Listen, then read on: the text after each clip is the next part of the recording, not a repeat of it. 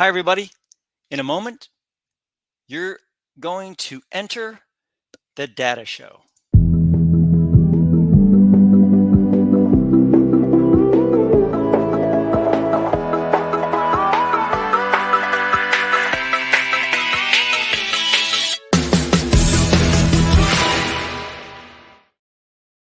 Welcome to the data show. I'm Chris Greco. For the next 30 minutes, we'll be talking about different parts of data, how it works, how to research it, how to get data, how to analyze it, all the different things that have to go along with that. What we're going to center on today is something that I covered a little bit last week, and that was medical diagnostic data. How it works, what it does, the different statistical formulas go along with that, all these different things.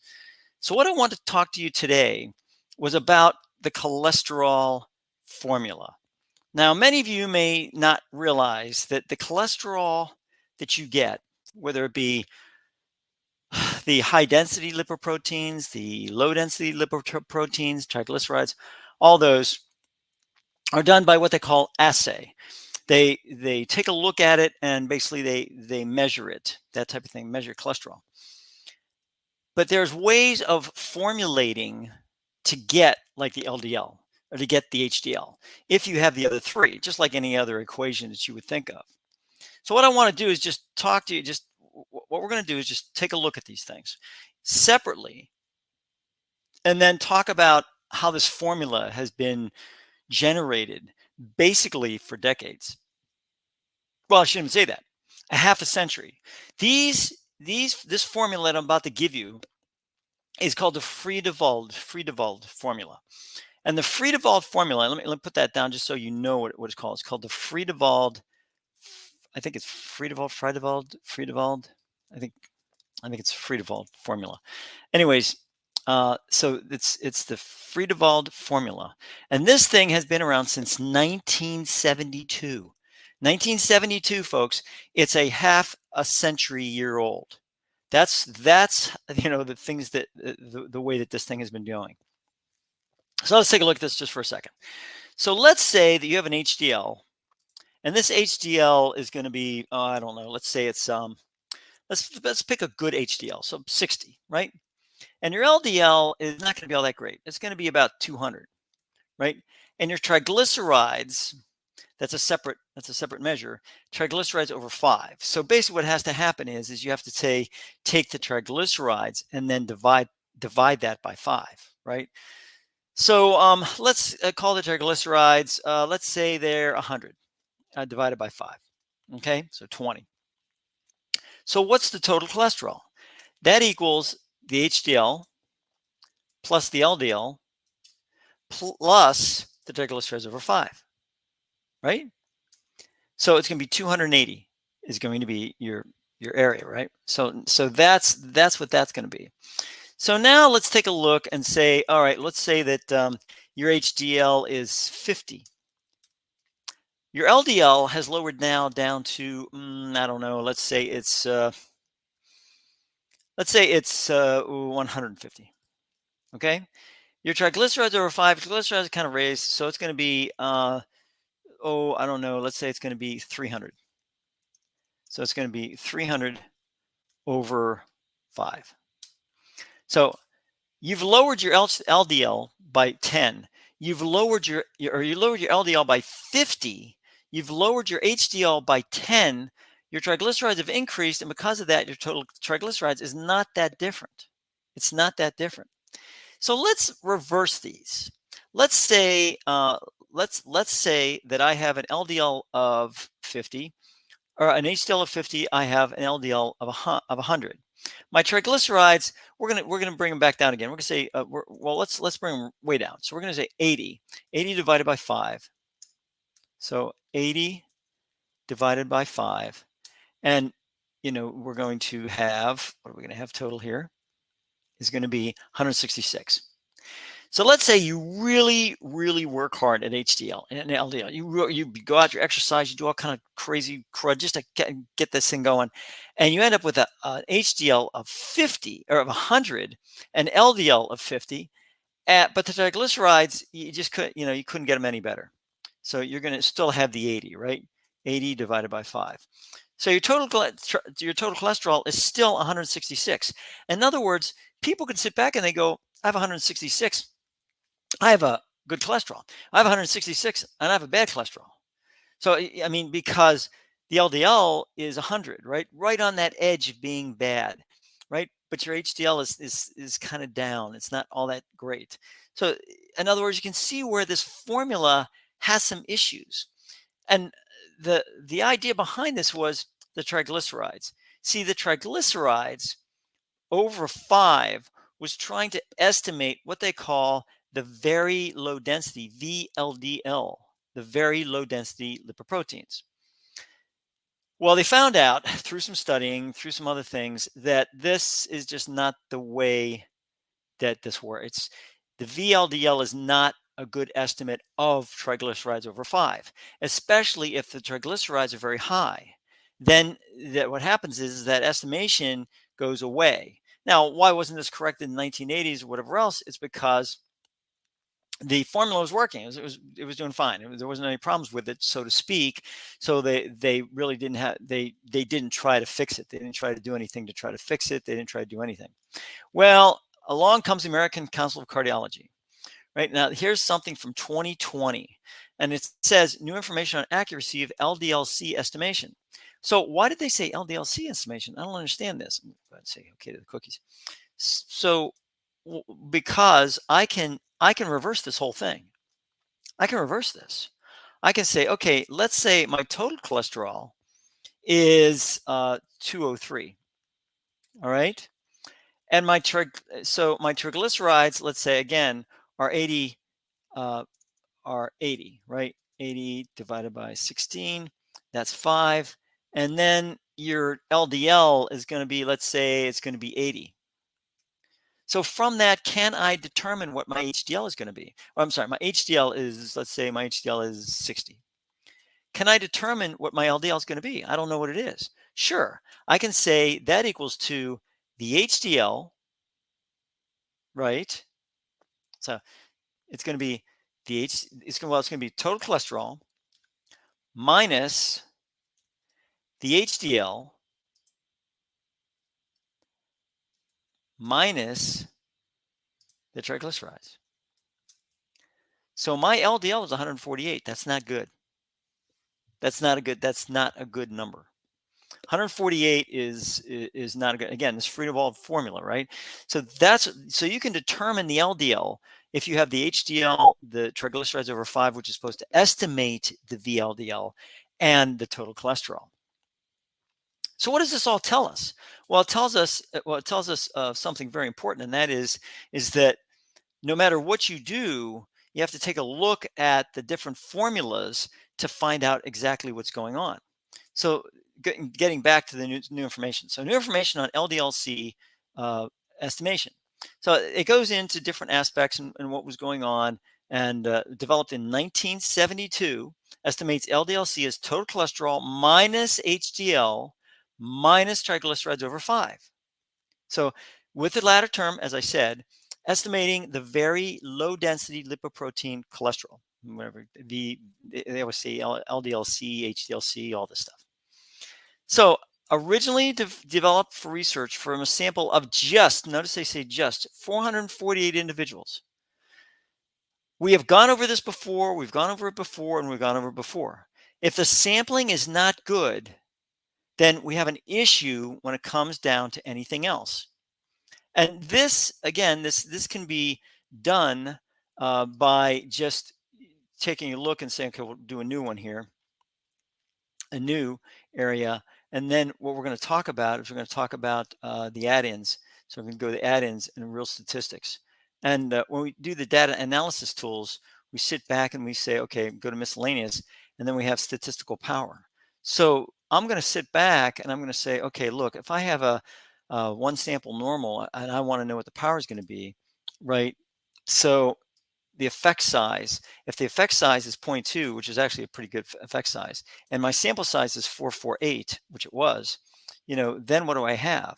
Well, my power is going to be 0.988, given the effect size is 0.2. If my effect size is 0.4, then all of a sudden it kicks up. So what happens is when you have an effect size of 0.1, which is that's pretty high, but it does take into consideration the type 2 uh, the type 2 error that you get. Then all of a sudden you have an issue here. So let's say I have that effect size is 2, but my tails are only 1. Then what happens? Well, it kicks up again. So the power is really good on this, even though the sample size is 448. So the effect size will really, I mean, if you have an effect size, like I said, of 0.3, all of a sudden that kicks up to 0.99. Your power is very high. So even though they said that it's just 448, the statistical power is good if the sampling is representative and if the sampling is random. So those are the things that have to go along with that. If you don't have a random sampling and you don't have a representative sampling, then all of a sudden that can, no matter how good the statistical power is, it still doesn't help with the overall unbiased sampling that you want to have. So it's, this is what happened here, and then it talks about different aspects. So what they want to do is they wanted to make in 2013 they did a paper, and they decided that, hey, look, there's a problem when you're estimating LDL-C when the triglycerides were less than 400. 400 is pretty high triglyceride, folks. I mean, but the fixed factor of 5 is instead replaced by an adjustable factor on a patient's non-HDL and triglyceride values. So it's total cholesterol minus HDL-C minus this adjustable factor when it's below 400. So this is what we're talking about, and the National Institute of Health decided to try this.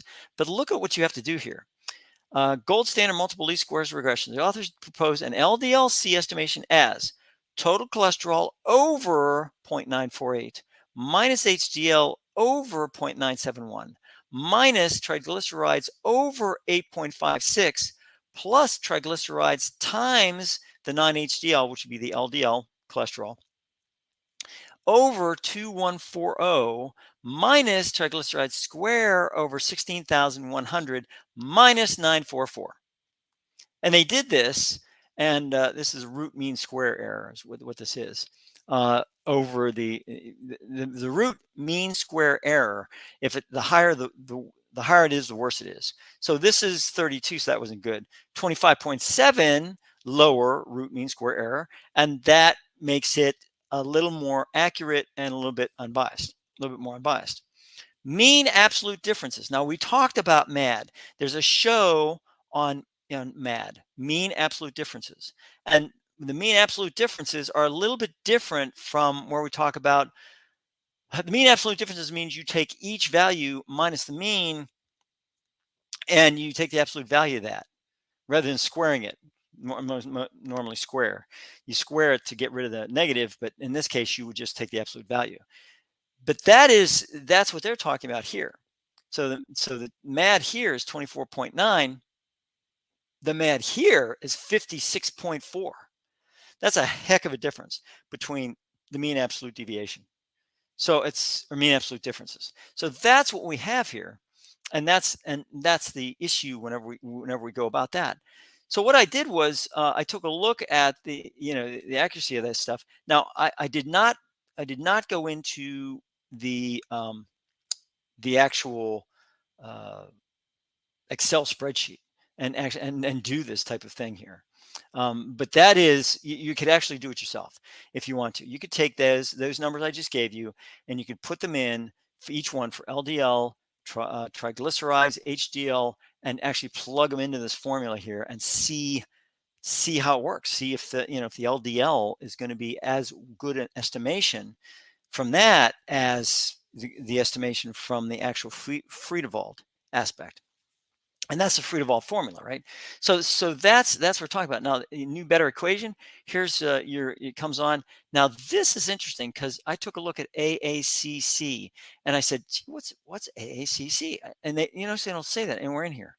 It's the American Association of Chemical. Um, it's basically the chemistry. It's basically the health labs, is what it is. Clinical chemistry. The American Association of Clinical Chemistry. So that's what that AACC stands for. Well, I took a look at this, and they're into it too. A new equation averages B quantification to assess low density lipoprotein concentrates outperformed two LDLC formulas in recent studies, showing promise as a more accurate way of predicting cardiovascular risk. Sampson LDLC equation also has no intellectual property restrictions. So that's what it's a new equation, and you can even go to the new equation if you want. And this gives you what's going on here in clinical chemistry. So this is what we have here, and you can see new Sampson low density lipoprotein equation better than Friedewald and Martin Hopkins. This one right here was Martin Hopkins. That's the one I just went over. So this is the one that says, hey, this is what you do here. So it was, this is it right here. Authors propose LD estimation of this. So that's the Martin Hopkins right here. So Sampson, oh no, I'm sorry, this is the Sampson equation. Sorry, this is the Sampson equation here, right? So all of a sudden, this is, get out of here. This is what this is. So it's, this is it right here. This is the equation we just went over. So that's it. So that's how to do the LDL. We'll get that a little bit better for you guys. Where is it? So there it is right here. So that's it. LDL equal total cholesterol over 0.948 minus HDL over 9.971 minus triglycerides over 856. All these things are right here. So I'm just gonna take this right here, like this, and I'm gonna copy, see if I can actually copy this. And what we'll do is we will attempt to take this and put this into the let's into this. Maybe does it work? Yeah, it does. Okay. So this is the equation. So what we're going to do is we're going to take the LDL, and we're going to take HDL. I'm going to take triglycerides, and we're going to have total cholesterol. So that's what we have right here. So the HDL, let's say the HDL is, I don't know, let's make up something. So 60, right? Triglycerides are 100. And the total cholesterol, it turns out to be is 260. So how are we going to do this? Well, the LDL is going to be equal to the total cholesterol divided by 0.948, right? Minus the HDL, which is here, divided by 0.971. I think that's the way. Let's make sure. I don't want to mess you guys over here. So let's make sure that is correct. Yes, that's right. Okay. So, oh, what am I doing? Let's go back. There it is. -71 minus, and then total triglycerides. So triglycerides over 8.56 plus triglycerides times what they call the non-HDL. So whatever the non-HDL is, we're just going to make that a 0 at this point in time. 0 over 2140 minus triglycerides squared, which is this. Do squared over 16100, and then minus 9.44. Okay, so your LDL is going to be 191. What if we went back to the free? We went back to the Friedewald, and we said so that's going to be equal to HDL plus, oh, I'm sorry, total cholesterol, right?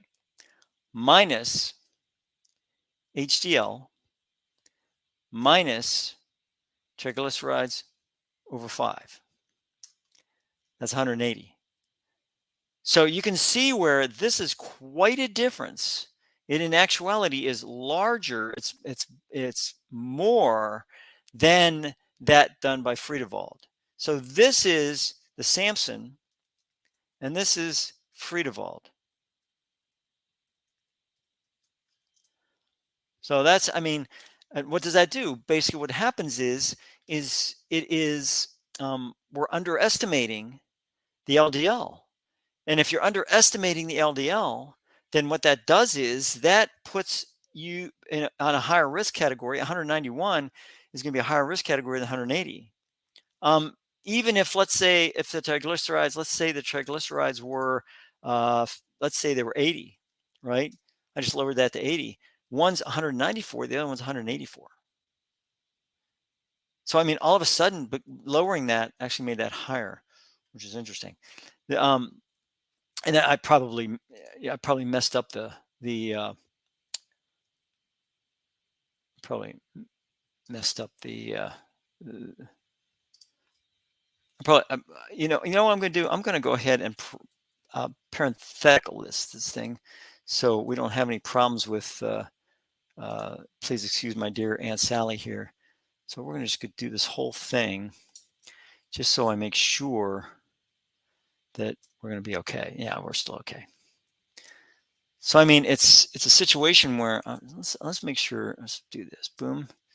We're just. I mean, I'm just going to make sure that we don't mess up anything here from the standpoint of what they call sequence of calculations.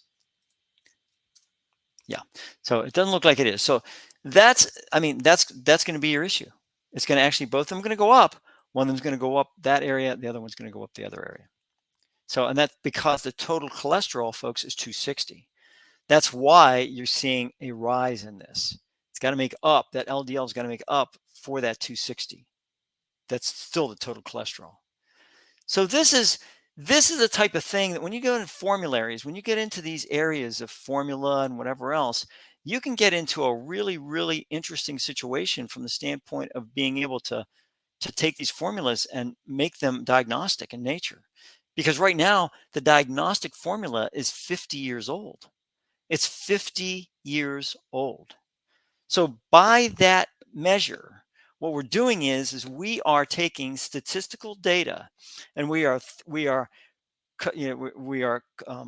culling it, and we are doing whatever we need to do with it. And as a result of that, we are making data based on, it's based on a formula that is outdated. It's based on a formula that's outdated. So the Samson formula is what seems to be better.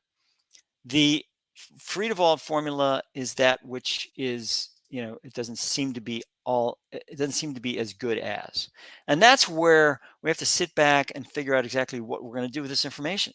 Are we going to press and use the Samson information, that, basically the formula that's better, so to speak, or are we going to stay with the Friedewald? And if we do that, what does that do to our statin drugs? What does that do to our diagnostics? What does that do to cardiology in general? And how does that all work? And that's something that we're going to have to take a look at in the long-term aspect of medical diagnoses and statistics and data, because data that is based on something that is outdated, is that data reliable? Is it repeatable? Yeah, I mean, it is repeatable because you're using the same formula, but is it reliable? Is it unbiased? Because remember, you're basing the VLDL on triglycerides over 5, except in this situation where the Samson formula is doing it a little bit differently. Now, interestingly enough, if you go back to my original area, we talk about Samson. Um, we talked about LDL cholesterol here from the National Institutes of Health, and they were talking about the Friedewald being no way. But then they started to talk about the um, the other one, not Friedewald, not Samson, but the one that talks about that. So it was Martin Hopkins. So the Martin Hopkins was a graduated triglyceride. So it wasn't triglycerides over 5. It was based on the triglyceride level. It was, and that's where that triglyceride adjustable factor has to fall in play. So it was a Martin Hopkins, and it was an adjustable factor. It was an adjustable factor. So that's where the Samson formula seems to be better. I mean, based on my fantastic Excel skills. So that's basically what's going on there. And I wanted to point that out to you. And you can go ahead and repeat these areas. You can take a look at different things. I mean, you can see, if you take a look at the you can actually see the URLs here. I know they're very small, but you can see the URLs on the different areas we're talking about. So, academic.eoup.com, aacc.org, acc.org, and then the National Institute of Health right here. So I know it's awfully small for you. I'm just going to go ahead and make this URL available to you, so at least you have one of them, right? So we'll do that one, and then that'll come up. So you can take a look at that, and then you can take a look at the different areas. Samson, we'll do that one. I will put that on there because this seems to have the formula, which you guys can then take a look at and make sure that I didn't screw it up somewhere along the line. So I'm hoping that that's not the case, but hey, you can never tell. So I'm going to put that up there too. So this way you can roll it back, you can copy it, you can do whatever you want to do. Whew, man, that was one subject, folks. We're there. I am so happy that you were able to stick with me during this entire episode to see that evolution of that specific formula, because I think it's kind of important. And having heart disease forever, it seems, over 30 years, it's nice to be able to take a look at that and see that all this time I've been trying to figure the formulary out so it'd be better. So it's good that somebody is trying to figure this out to make it much more reliable and much more accurate. So that'll only help me and all the heart patients in the world at this point in time. So with that, I will say adios. Thank you for watching the data show, and please, tune in next time. We'll see if we can continue with this medical type diagnostic formula type thing and see if we can take a look at it from the data perspective. Hopefully this sees you in a healthy environment, and will always see you that way. Remember, always check the data. Have a great day.